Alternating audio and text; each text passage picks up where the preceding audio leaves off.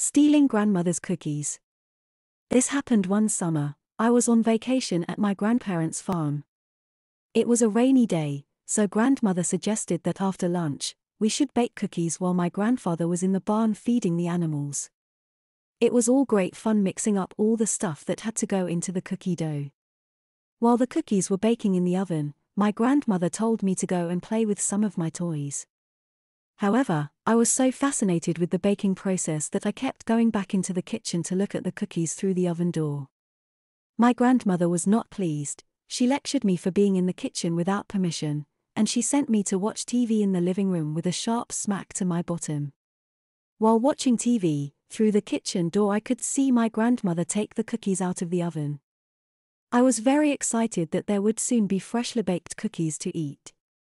I asked my grandmother if I could have one, but I was told firmly that they were too hot, and anyway we had to wait until my grandfather came in for his afternoon coffee to sample them. I wasn't best pleased with that, but went back to my TV. Eventually, my grandmother slipped out of the kitchen to do something else. I snuck back in there, took a spatula and tried to reach for a cookie. Of course, my grandmother caught me in the act. She told me off again and said I would have to wait. I tried telling her I was hungry. She replied that I could have some fruit, to which I replied in disgust, Grandmother was by now losing patience with me.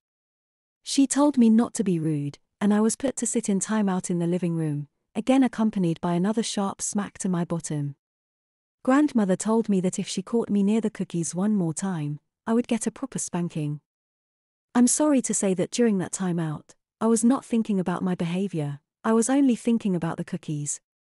When my punishment was over, I pretended to play with my toys, but when grandmother went out to see how my grandfather was doing, I went into the kitchen again and this time took a cookie. I was about to take my prize back to my bedroom, but my grandmother had seen me sneaking out of the kitchen, and noticed she was one cookie short. I heard her stern voice behind me. "Sarah, stop right there." I tried to hide the cookie behind a bag I was carrying, but my grandmother demanded to see my hands, and there was no escape. I held out both hands, and there was the cookie in one of them. "You are a very naughty girl," my grandmother told me. She took me by the arm and walked me to my bedroom. She sat down on my bed and looked me in the eye. "That's a very disobedient girl. Didn't I tell you you would get a good spanking if you didn't leave those cookies alone?" She didn't wait for an answer. My grandmother put me firmly face down across her knee and began to spank my bottom. I got about 10 or so sharp smacks with her hand. The smacks on my bottom stung a great deal and the punishment made me cry, as indeed it was intended to.